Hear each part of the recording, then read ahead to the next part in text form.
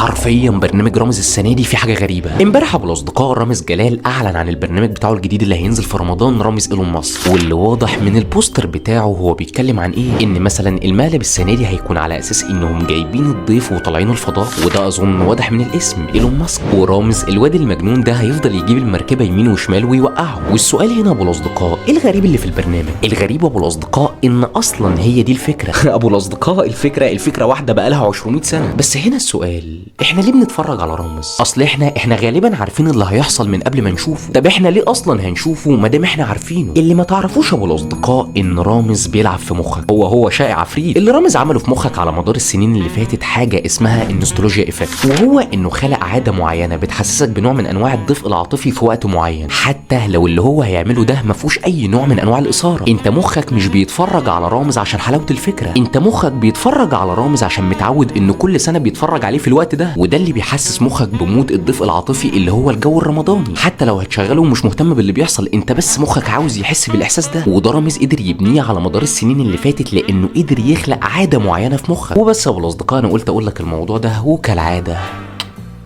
ما تنساش تعمل شيء. رامز جلال ده عفريت.